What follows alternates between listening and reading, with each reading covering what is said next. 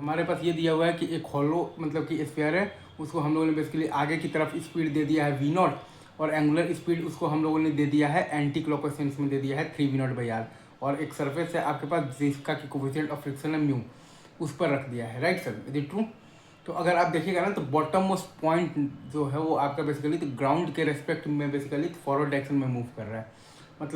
मतलब कि forward slipping है, मतलब कि kinetic frictional force backward direction में आपका लगेगा to make v equal to omega. Right sir, is it true?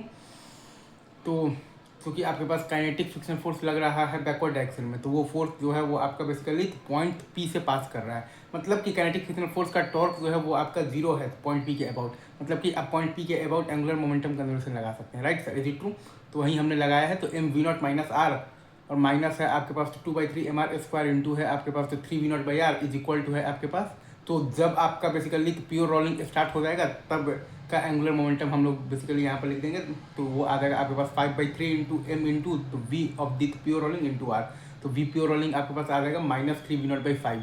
और ओमेगा प्योर रोलिंग आपके पास आ जाएगा -3 वी नॉट बाई 5 आर। अच्छा, अब अगर आपसे कोई ये बोल दे कि work done by the kinetic friction force बताइए, तो वो आ जाएगा आपके पास डेल्टा के चेंज इन दी तो काइनेटिक एनर्जी, तो 5/6 इंटू एम इंटू तो वी प्योर रोलिंग का होल स्क्वायर, मतलब कि 5/6 इंटू एम इंटू आ जाएगा आपके पास 9 वी नॉट स्क्वायर बाई 25, और माइनस इनिशियल काइनेटिक मतलब कि एनर्जी है आपके पास half m v naught square, और प्लस हाफ इंटू आई है आपके पास 2/3 एम आर स्क्वायर इंटू है आपके पास बेसिकली ओमेगा स्क्वायर है आपके पास 3 वी नॉट बाई आर का होल स्क्वायर। ये आ जाएगा आपके पास work done by the kinetic frictional force. I guess ये आप समझ होंगे। चलिए sir, thank you very much, तो लव यू गाइज।